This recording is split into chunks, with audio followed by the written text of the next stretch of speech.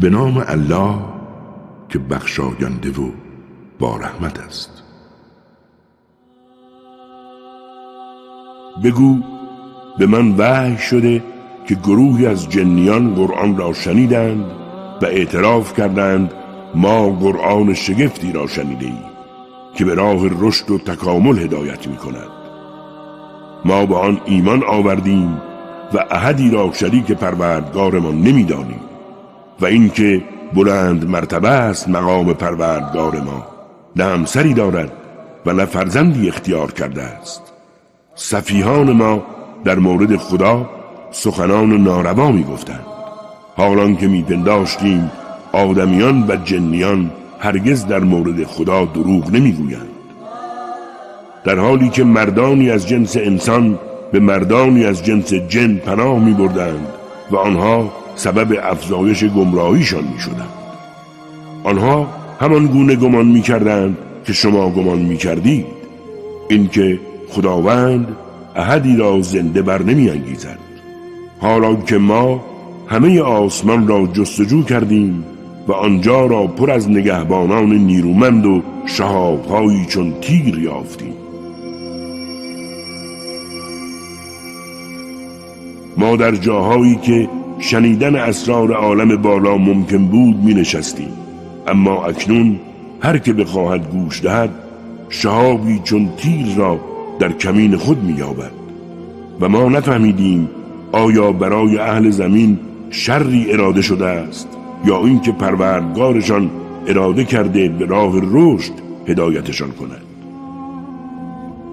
در میان ما هم افراد صالح هست و هم افراد غیر صالح. ما گروه‌های مختلفی هستیم.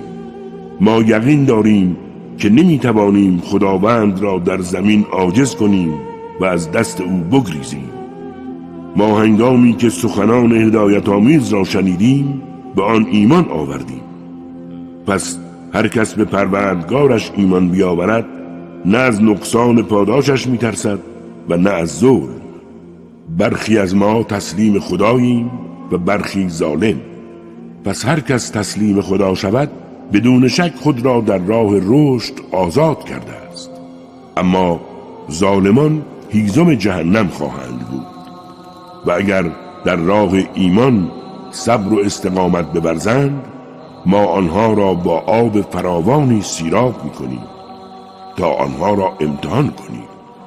پس هر کس از یاد پروردگارش روی بگرداند او را به عذاب سختی گرفتار می‌سازد. بدانید که مساجد از آن خداست.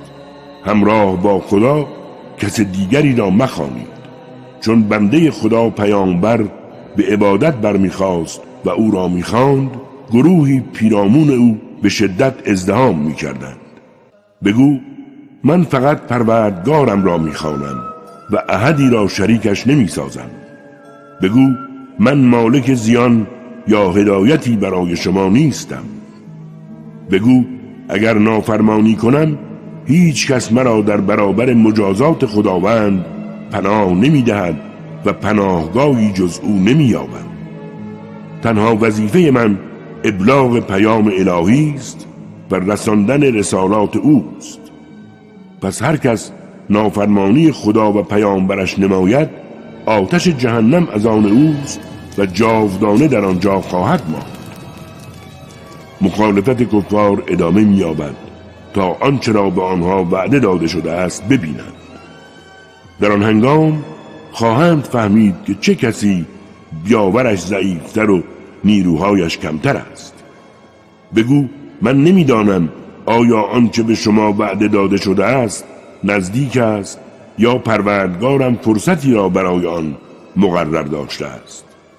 دانای غیب اوست و هیچ کس را از اسرار غیبش مطلع نمی کند مگر از پیامبرانی که آنها را برگزیده است و او مراقبانی از جلو و پشت سر آنها گمارده است تا مشخص کند پیامبران رسالت پروردگارشان را رساندند، هرچند او به آنچه نزد آنهاست آگاهانه احاطه دارد و هر چیزی را دقیقاً شمارش کرده است.